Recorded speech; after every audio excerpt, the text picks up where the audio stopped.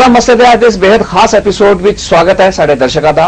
बेहद खास इस एपीसोड में मैं इस वास्ते कहन जा रहा है क्योंकि अज इस प्लेटफॉर्म तो असीं तुहानूं इंट्रोड्यूस कराने जा रहे हैं कुछ ऐसे परिवारों के नाल।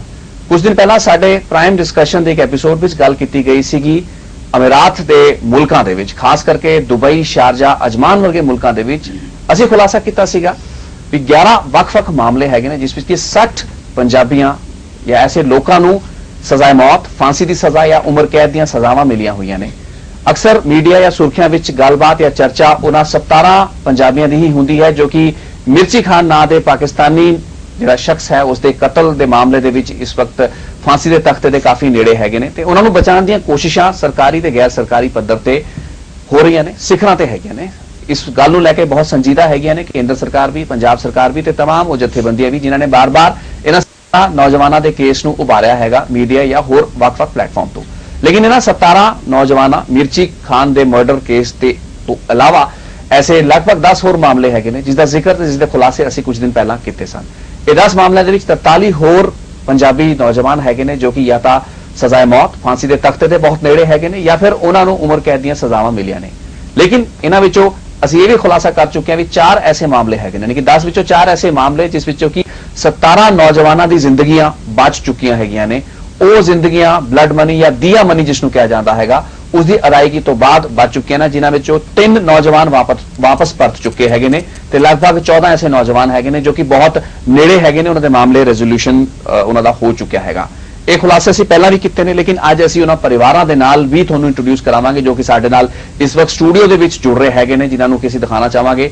वो परिवार जो कि इस वक्त साडे स्टूडियो विच हैगे ने, ये तमाम वही परिवार हैगे ने जिन्हां दे जी इस वक्त वख-वख जेलों के विच, 3 खास जेलों के विच, खास करके शारजा, दुबई और अजमान दी जेलों के विच ये सारे परिवार इन्हां दे जिहड़े जी हैगे ने उन्हां सजावां भुगत रहे हैगे ने। 43 वो नौजवान, 10 वो मामले जिन्होंने अक्सर सुर्खियां दे विच या खबरां दे विच तुसीं सुणदे वेखदे नहीं हो। साडे नाल पैनल दे विच कुछ खास मेहमान जो जुड़ रहे हैं उन्हां दे नाल भी इंट्रोडक्शन करा दईए तुहाडी। वो खास मेहमान SP सिंह ओबराय साहब जिन्हां के तुसीं पहला भी मिल चुके हो। वो NRI एंटरप्रेन्योर ते इस दे नाल ही फिलैंथ्रोपिस्ट जिन्हां ने कि बहुत वड्डी इमदाद दित्ती हैगी और तमाम नौजवानों नूं जो कि इस वक्त फसे हुए ने। 4 मामलों का जिवें पहला जिक्र कर चुके हैं, 17 नौजवानों नूं ये फांसी के तख्ते या उम्र कैद दियां सलाखां तो कढ़ के लियाण विच कामयाब रहे ने। इस दे नाल ही साडे दूसरे खास मेहमान अज दे पैनल डिस्कशन विच जुड़ तैलुर रहमान साहब जो कि फाउंडर मैंबर हैगे ने मुस्लिम पर्सनल लॉ बोर्ड दे, क्योंकि साडी गलबात दिया मनी या ब्लड मनी के उस कॉन्सैप्ट बारे होने जा रही है जिस दे तहत कि नौजवानों को रिलीफ मिली हैगी है या फिर बहुत से होर रिलीफ मिल सकती है। तीसरे साडे खास मेहमान हैगे ने उगे मनुखे अधिकार वकील रंजन लखनपाल साहब पंजाब ते हरियाणा हाई कोर्ट जो कि साडे नाल ज्वाइन कर रहे हैं। बहुत बहुत स्वागत है साडे पैनलिस्टां दा ते साडे मेहमानां दा भी जो कि साडे नाल अज जुड़े हैगे ने तमाम परिवार। सब तो पहला ओबराय साहब शुरुआत मैं थोड़े तो कर लेना इस डिस्कशन की। कुछ दिन पहला साडे प्रोग्राम के मार्फत तुसीं खुलासे किए सन, अज इन्हां दे विचों आपां उम्मीद कर सकते भी जिन्ने परिवार इत्थे आए ने इन्हां नूं निराशा का सामना नहीं करना पएगा ते जिवें 4 मामले सुलझाए गए ने, 17 नौजवानों नूं बचाया गया हैगा, उवें ही इन्हां दे मामले भी सुलझणगे। देखो मेरी तो पूरी कोशिश है जी और उम्मीद सब तो वड्डी गल है। मैनूं उम्मीद है और इन्हां सारे जिन्ने फैमिली बैठे हैं इन्हां नूं मेरे तो उम्मीद है। सो जिन्ने बच्चे बच गए बचाए हैं, बाकी मैं लगा हुआ पूरी कोशिश कर रहे हैं ਅਸੀਂ। अजे तक दोबारा थोड़ा दस दी भी किहड़े किस किस्म के मामले हैगे ने ते 4 मामलों दे विच ब्लड मनी पे किया जा चुका है। एक तो 3 लड़के तो ऑलरेडी 30 मई ਨੂੰ वापस आ चुके ने जिन्होंने सजा फांसी दी सीगी वो छुड़ा के ਆਪਾਂ ਲੈਣ ਦੇ ਘਰੋਂ ਵਾਰੀ ਪਹੁੰਚ ਗਏ ਨੇ ਜੀ।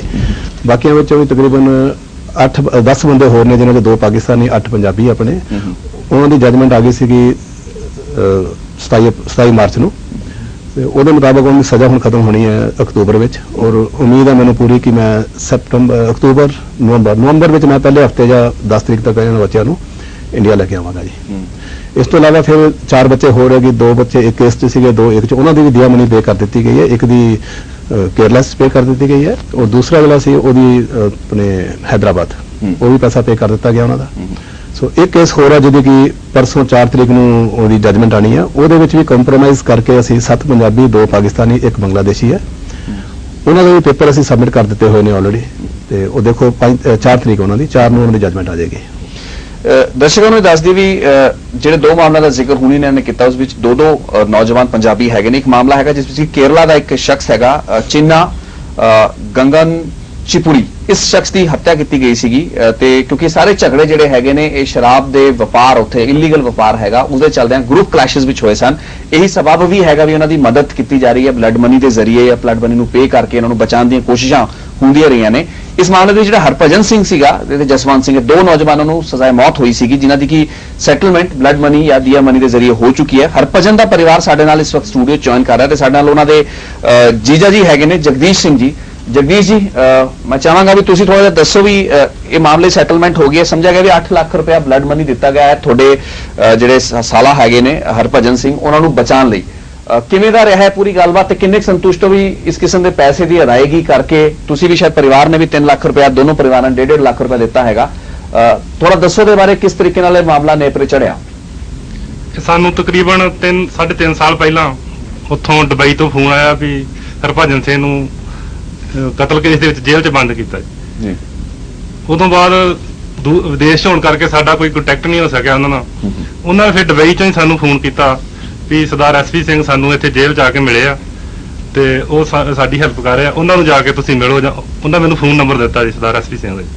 ਫਿਰ ਮੈਂ ਇਹਨਾਂ ਨਾਲ ਕੰਟੈਕਟ ਕੀਤਾ, ਇਹਨਾਂ ਨੇ ਸਾਨੂੰ ਕੇਸ ਬਾਰੇ ਦੱਸਿਆ ਤੇ ਉਹ ਇਹੋ ਦੱਸਦੇ ਵੀ ਸਰਦਾਰ ਐਸਪੀ ਸਿੰਘ ਸਾਡੇ ਕੋਲ ਤਕਰੀਬਨ ਹਰ ਹਫਤੇ ਮਹੀਨੇ ਬਾਅਦ ਆਉਂਦੇ ਆ, ਸਾਨੂੰ ਮਤਲਬ ਖਰਚਾ ਪੱਟਾ ਦੇ ਕੇ ਜਾਂਦੇ ਆ ਤੇ ਸਾਡੀ ਫੋਨ ਦੇ ਉੱਤੇ ਵੀ ਸਾਡੇ ਨਾਲ ਗੱਲ ਕਰਾਉਂਦੇ ਆ ਜੀ। ਫਿਰ ਕੁਝ ਸਮੇਂ ਬਾਅਦ ਐਸਪੀ ਸਿੰਘ ਨੇ ਦੱਸਿਆ ਵੀ 8 ਲੱਖ ਰੁਪਈਆ ਉਹਨਾਂ ਨੂੰ, ਹੁਣ ਪਹਿਲਾਂ ਫਾਂਸੀ ਦੀ ਸਜ਼ਾ ਹੋਈ ਸੀ ਜੀ, ਵੀ ਹੁਣ 8 ਲੱਖ ਰੁਪਈਆ ਉਹਨਾਂ ਨੂੰ ਜੁਰਮਾਨਾ ਹੋਇਆ ਜੀ। ਤੇ ਉਹਦੇ ਵਿੱਚੋਂ ਫਿਰ ਅਸੀਂ ਦੋਵਾਂ ਪਰਿਵਾਰਾਂ ਨੇ 1.5 ਲੱਖ ਰੁਪਈਆ ਦਿੱਤਾ। 5 ਲੱਖ ਰੁਪਈਆ ਸਰਦਾਰ ਐਸਪੀ ਸਿੰਘ ਨੇ ਆਪਣੇ ਕੋਲ ਪੇਮੈਂਟ ਕੀਤੀ ਹੈ ਜੀ ਤੇ ਸਾਨੂੰ ਪੂਰੀ ਆਸ ਆ ਵੀ ਸਰਦਾਰ ਐਸਪੀ ਸਿੰਘ ਉਹਨਾਂ ਨੂੰ ਬਚਾ ਕੇ ਜ਼ਰੂਰ ਲੈ ਕੇ ਆਉਣਗੇ। ਐਸਪੀ ਜੀ, ਤੁਸੀਂ 1.5 ਲੱਖ ਰੁਪਏ ਪਰਿਵਾਰਾਂ ਤੋਂ ਵੀ ਲਿਆ ਹੈਗਾ, ਲੇਕਿਨ ਤੁਸੀਂ ਬਹੁਤ ਐਸੇ ਮਾਮਲਿਆਂ ਵਿੱਚ ਫੰਡਿੰਗ ਕਰ ਰਹੇ ਹੋ, ਕਾਰਨ ਕੀ ਹੈ? ਪਰਿਵਾਰਾਂ ਨੂੰ ਕਿਉਂ ਤੁਸੀਂ ਜ਼ਰੂਰਤ ਸਮਝ ਰਹੇ ਹੋ ਵੀ ਇਹ ਪੇ ਕਰਨ? ਇਸ ਤਰ੍ਹਾਂ ਜੀ, ਅਗਰ ਪੈਸੇ ਤਾਂ ਜਿੰਨੇ ਮੈਂ ਸਾਰੇ ਦੇ ਰਿਹਾ, ਲੱਖ 2 ਲੱਖ ਵੱਡੀ ਗੱਲ ਨਹੀਂ, ਮੈਂ ਇਹ ਪੇ ਕਰ ਸਕਦਾ, ਲੇਕਿਨ ਮੇਰਾ ਮੇਨ ਇਹ ਹੈਗਾ ਕਿ ਇਹਨਾਂ ਨੂੰ ਫੈਮਿਲੀ ਨੂੰ ਥੋੜਾ ਰਿਲਾਈਜ਼ ਹੋਵੇ, ਜਿਹੜੇ ਬੱਚੇ ਅੰਦਰ ਆ ਉਹਨਾਂ ਨੇ ਛੁੱਟ ਕੇ ਬਾਹਰ ਆਉਣਾ, ਉਹਨਾਂ ਨੂੰ ਪਤਾ ਲੱਗੇ, ਇਹ ਨਾ ਸੋਚਣ ਕਿ ਚਲੋ ਕੋਈ ਨਹੀਂ ਅਸੀਂ ਇਲੀਗਲ ਕੰਮ ਕੀਤੇ, ਜੋ ਵੀ ਕੀਤਾ ਐਸਪੀ ਸਿੰਘ ਬੈਠਾ ਜੀ ਉਹ ਪੇਮੈਂਟ ਕਰ ਦੇਗਾ ਤੇ ਅਸੀਂ ਬਚ ਕੇ ਬਾਹਰ ਆ ਗਏ ਹਾਂ। ਤਾਂ ਮੇਰਾ ਮੇਨ ਮਕਸਦ ਇਹ ਸੀ। ਫਿਰ ਮੈਂ ਫੈਮਿਲੀ ਨੂੰ ਕਿਹਾ, ਹਾਲਾਂਕਿ ਸਾਰੀਆਂ ਗਰੀਬ ਫੈਮਲੀਆਂ ਨੇ, ਕਿਸੇ ਕੋਲ ਕੋਈ ਮੇਰੇ ਖਿਆਲ 1-2 ਕਿੱਲੇ ਜਗ੍ਹਾ ਹੋਗੀ, ਕਿਸੇ ਕੋਲ ਹੋਏਗੀ, ਮਕਾਨ ਵੀ ਪੱਕੇ ਨਹੀਂ ਇਹਨਾਂ ਕੋਲ, ਲੇਕਿਨ ਫਿਰ ਵੀ ਮੈਨੂੰ ਇਹ ਗੱਲ ਕਹੀ ਕਿ ਤੁਸੀਂ ਜਿਸ ਤਰ੍ਹਾਂ ਮਰਜ਼ੀ ਕਰੋ, ਚਾਹੇ ਮਕਾਨ ਗਿਰਵੀ ਰੱਖੋ, ਚਾਹੇ ਕਰਜ਼ਾ ਚੱਕੋ, ਕੁਛ ਨਾ ਕੁਛ ਪੈਸੇ ਜ਼ਰੂਰ ਦਿਓ। ਸੋ 1.5 ਲੱਖ ਰੁਪਏ ਮੈਂ ਸਾਰਿਆਂ ਨੂੰ ਕਿਹਾ ਸੀ, ਮੈਂ 1.5 ਲੱਖ ਤੁਸੀਂ ਪਾਓ। ਮੈਨੂੰ ਪਤਾ ਕਿ ਇਹ ਬਹੁਤ ਵੱਡੀ ਰਕਮ ਇਹਨਾਂ ਵਾਸਤੇ ਨਹੀਂ ਦੇ ਪਾਣਗੇ, ਪਰ ਫਿਰ ਵੀ ਮੈਂ ਕਰਜ਼ਾ ਚੱਕੋ, ਜੋ ਮਰਜ਼ੀ ਕਰੋ, ਤੁਸੀਂ ਦਿਓਗੇ ਤੇ ਤਾਂ ਮੈਂ ਅੱਗੇ ਪੈਸੇ ਦਿਆਂਗਾ। 1.5 ਲੱਖ ਇਹ ਪਾ ਰਹੇ ਨੇ, ਬਾਕੀ ਸਾਰੇ ਮੈਂ ਆਪਣੇ ਕੋਲੋਂ ਪਾ ਰਿਹਾ ਜੀ, ਡਬਲ 1/3 पैसे दे रहे हैं जी, बाकी मैं दे रहे हैं सारे। मुफ्ती साहब, हम जब भी चर्चा करते हैं तो हमारे जहन में एक बात जरूर होती है कि पैसे का लेन देन करके हम कातिलों को बचाने की कोशिश कर रहे हैं। शरिया लॉ के मुताबिक इस तरीके के पैसे के आदान प्रदान के बाद जो सेटलमेंट होती है उसको हम लीगली सही मानते हैं, कम से कम उन मुल्कों में जहां शरिया लॉ को माना जाता है। लेकिन क्या क्या ये जहनी तौर पर, मॉरल स्तर पर ये चीज सही है? इस्लामी कानून में इसकी गुंजाइश है कि अगर कत्ल खता हो, कत्ल खता, एक तो कत्ल है जो जानबूझकर आमदन किया है, एक है जो गलती से कत्ल हो गया है, आपस में झगड़ा हुआ, एक आदमी मर गया, उसमें नुकसान होता है उस शख्स का, उस परिवार का, उस खानदान का जिसका आदमी मरा है। हो सकता है कि एक शौहर है वो मर गया, उसकी बीवी बच्चे बेयारो मददगार रह गए, या माँ बाप कमज़ोर हैं, उनका ख़ानदान कमज़ोर है, उनका जो कमाने वाला था वो मर गया। अब उस सूरत में शरीयत इस बात की इजाज़त देती है कि खून बहा या ब्लड मनी देकर जिससे उस ख़ानदान की मदद भी हो जाए और उसका कुछ आंसू भी पुज जाएं, आपस में कंप्रोमाइज़ हो जाए। इसका मकसद ये नहीं होता कि उसके कत्ल का कोई कीमत दी जा रही है, कत्ल की कोई कीमत नहीं दे सकता, इसलिए कि जान जो चली गई वो तो वापस नहीं आएगी, लेकिन उसका मकसद सिर्फ ये होता है कि उस ख़ानदान को जो नुकसान पहुंचा है उसकी कोई तलाफी की शक्ल निकल आए। अब वो आपस के कंप्रोमाइज़ पर है कि कितने में वो आप में समझौता हो जाता है। अगर वो समझौता हो जाता है तो शरीयत उसकी इजाज़त देती है कि ये समझौता किया जा सकता है। तो इसको हम तिजारती नुक्ते नज़र से नहीं बल्कि मदद की नुक्ते नज़र से और हेल्प के नुक्ते नज़र से देखेंगे कि यहाँ कोई खून की कीमत ये नहीं है बल्कि एक परिवार का नुकसान हुआ है, उसका कमाने वाला चला गया है, वो बेयारो मददगार खड़ा रह गया है। अब उसकी वो तो वापस नहीं आ सकता, लेकिन हम उसकी कुछ ना कुछ मदद करके उसको पैरों पर खड़ा होने में मदद दे सकते हैं। ये कंसेप्ट है कत्ल खता का। लेकिन ਭਾਜੀ ਆਪਣੇ ਇੰਡੀਅਨ ਲਾਅ ਦੇ ਹਿਸਾਬ ਨਾਲ ਤਾਂ ਇਹ ਸਾਰੀ ਚੀਜ਼ਾਂ ਥੋੜੇ ਡਿਫਰੈਂਟਲੀ ਵੇਖੀਆਂ ਜਾਂਦੀਆਂ ਨੇ। ਲੀਗਲੀ ਸਪੀਕਿੰਗ ਤੁਹਾਡੇ ਹਿਸਾਬ ਨਾਲ ਕਿੰਨੀ ਕੁ ਵੈਲਿਡ ਗੱਲਬਾਤ ਹੈਗੀ ਹੈ ਜੇ ਆਪਾਂ for one reason Indian law ਦੇ ਹਿਸਾਬ ਨਾਲ ਵੀ ਵੇਖ ਲਈਏ, ਜਿਸ ਪਰਿਵਾਰ ਦਾ ਕੋਈ ਸ਼ਖਸ ਮਾਰਿਆ ਜਾਂਦਾ ਉਹਦੇ ਕੋਲ ਇਹ ਹੱਕ ਹੋਣਾ ਵੀ ਉਹ ਉਸ ਨੂੰ ਮਾਫ ਕਰ ਦੇਵੇ ਵਿਦ ਹਿਸ ਮਿਊਚੁਅਲ ਔਰ ਇਟਸ ਮਿਊਚੁਅਲ ਕੰਸੈਂਟ। ਇਹਦਾ ਜਿਹੜਾ ਸ਼ਰੀਆ ਲਾਅ ਹੈਗਾ, ਮੁਸਲਿਮ ਲਾਅ, ਇਹਦੇ ਮੁਤਾਬਕ ਜਿਹੜਾ ਦੀਆ ਮਨੀ ਹੈਗਾ ਇਹ ਅਲਾਉਡ ਹੈ। ਔਰ ਬਾਕੀ ਜਿਹੜੀਆਂ ਕੰਟਰੀ ਸੀਗੀ ਜਿਵੇਂ ਸਾਊਦੀ ਅਰੇਬੀਆ ਹੋਇਆ, ਹੋਰ ਕੰਟਰੀ ਸੀਗੀ, ਇਹਦੇ ਚ ਵੱਖਰੇ ਵੱਖਰੇ ਅਮਾਉਂਟਸ ਫਿਕਸ ਕੀਤੇ ਹੋਏ ਨੇ ਜੀ। ਸਾਊਦੀ ਅਰੇਬੀਆ ਦੇ ਵਿੱਚ ਹੈਗਾ ਕਿ ਜੇ ਇੱਕ ਮੁਸਲਿਮ ਬੰਦੇ ਨੂੰ ਮਾਰਿਆ ਜਾਂਦਾ ਹੈਗਾ ਤਾਂ ਉਹਦੀ 1 ਲੱਖ ਰਿਆਲ ਜਿਹੜਾ ਹੈਗਾ ਉਹ ਦੇਣਾ ਪੈਂਦਾ ਹੈਗਾ। ਔਰ ਜੇ ਮੁਸਲਿਮ ਵੂਮਨ ਹੋਵੇ ਤਾਂ ਉਹਨੂੰ 50,000 ਰਿਆਲ ਦਿੱਤਾ ਜਾਂਦਾ ਹੈਗਾ। ਉਸ ਤਰ੍ਹਾਂ ਜੇ ਕ੍ਰਿਸਚੀਅਨ ਮੈਨ ਹੋਵੇ, ਜੇ ਮਾਰਿਆ ਹੋਵੇ, ਤੇ ਉਹਨੂੰ 25,000 ਦਿੱਤਾ ਜਾਂਦਾ ਹੈਗਾ। ਏਦਾਂ ਜੇ ਹਿੰਦੂ ਨੂੰ ਮਾਰਿਆ ਜਾਵੇ ਤੇ ਉਹਨੂੰ ਸਿਰਫ 6,666 ਰਿਆਲ ਦਿੱਤੇ ਜਾਂਦੇ ਨੇ। ਔਰ ਜੇ ਹਿੰਦੂ ਲੇਡੀ ਹੋਵੇ ਤੇ ਉਹਨੂੰ 3,333 ਰਿਆਲ ਦਿੱਤੇ ਜਾਂਦੇ ਨੇ। ਇਸ ਹਿਸਾਬ ਇਹ ਜਿਹੜਾ ਦਿਆ ਮਹੀਨੇ ਦਾ ਸਿਸਟਮ ਹੈਗਾ। ਔਰ ਜਦੋਂ ਇਹ ਸਿਸਟਮ ਸ਼ੁਰੂ ਹੋਏਗਾ ਮੇਰੇ ਹਿਸਾਬ ਨਾਲ ਉਸ ਵੇਲੇ ਉਹਦੀ ਕਾਫੀ ਰੈਲੇਵੈਂਸ ਹੋਏਗੀ। ਜਦੋਂ ਇੱਕ ਮੇਨ ਅਰਨਿੰਗ ਫੈਮਿਲੀ ਜਿਹੜਾ ਹੈਗਾ, ਫੈਮਿਲੀ ਦਾ ਮਾਰਿਆ ਜਾਂਦਾ ਤੇ ਜੇ ਉਹਦੀ ਜੇ ਉਹ ਐਗਰੀ ਕਰੇ ਇਸ ਗੱਲ ਨੂੰ ਕਿ ਮੈਂ ਕੰਪਨਸੇਸ਼ਨ ਲੈਣ ਲਈ ਤਿਆਰ ਹਾਂ, ਤੇ ਉਸ ਸੂਰਤ ਹਾਲ ਦੇ ਵਿੱਚ ਜਿਹੜਾ ਕੋਰਟ ਉਹਨੂੰ ਮਾਫੀ ਦੇ ਸਕਦਾ ਹੈਗਾ ਔਰ ਉਹਦੀ ਸਜ਼ਾ ਮਾਫ ਕਰ ਸਕਦਾ ਹੈਗਾ। ਔਰ ਪ੍ਰੈਜ਼ੈਂਟ ਕੇਸਿਸ ਦੇ ਵਿੱਚ ਜੇ ਮਿਸ਼ਰੀ ਖਾਨ ਦਾ ਜਿਹੜਾ ਕੇਸ ਹੈਗਾ ਜਿੱਥੇ 17 ਬੰਦੇ ਇਨਵੋਲਡ ਹੈਗੇ ਨੇ ਔਰ ਇੱਕ ਬੰਦਾ ਮਰਿਆ ਔਰ 17 ਬੰਦੇ ਉਹਨੂੰ ਮਾਰ ਨਹੀਂ ਸਕਦੇ, ਸਾਰੇ ਇਨਵੋਲਵ ਨਹੀਂ ਹੋ ਸਕਦੇ। ਇਹਨਾਂ ਹਾਲਾਤਾਂ ਦੇ ਕੇਸ ਦੇ ਵਿੱਚ ਦੀਆ ਮਨੀ ਦਾ ਜਿਹੜਾ ਕਨਸੈਪਟ ਹੈਗਾ ਬਿਲਕੁਲ ਰੈਲੇਵੈਂਟ ਹੈਗਾ ਔਰ ਸਹੀ ਹੈ। ਵੈਸੇ ਵੀ ਜੇ ਤੁਸੀਂ ਦੇਖੋ ਤੇ ਅੱਜ ਅੱਧੀ ਦੁਨੀਆ ਦੇ ਵਿੱਚ ਜਿਹੜੀ ਕੈਪੀਟਲ ਪਨਿਸ਼ਮੈਂਟ ਹੈਗੀ ਹੈ, ਸਜ਼ਾਏ ਮੌਤ ਹੈ, ਇਹ ਬੰਦ ਹੋ ਚੁੱਕੀ ਹੈ। ਜੀ ਜੀ। ਔਰ ਇਹ ਸਮਝਿਆ ਜਾਂਦਾ ਹੈ ਕਿ ਜੇ ਅਸੀਂ ਕਿਸੇ ਨੂੰ ਜ਼ਿੰਦਗੀ ਦੇ ਨਹੀਂ ਸਕਦੇ ਜੀ ਜੀ ਜੀ। ਤੇ ਸਾਨੂੰ ਉਹ ਜ਼ਿੰਦਗੀ ਲੈਣ ਦਾ ਕੋਈ ਹੱਕ ਨਹੀਂ ਹੈ। ਜੇ ਕਿਸੇ ਨੂੰ ਅਸੀਂ ਗਲਤ ਜੀ ਤਰੀਕੇ ਨਾਲ ਜਾਂ ਗਲਤ ਐਵੀਡੈਂਸ ਦੇ ਕਾਰਨ ਅਸੀਂ ਕਿਸੇ ਨੂੰ ਸਜ਼ਾਏ ਮੌਤ ਦੇ ਦਿੰਦੇ ਹਾਂ ਔਰ ਕੱਲ ਜੇ ਸਾਨੂੰ ਪਤਾ ਲੱਗਦਾ ਕਿ ਬੰਦਾ ਇਨੋਸੈਂਟ ਸੀਗਾ ਤੇ ਅਸੀਂ ਉਹਦੀ ਜਿਹੜੀ ਲਾਈਫ ਵਾਪਸ ਨਹੀਂ ਲਿਆ ਸਕਦੇ।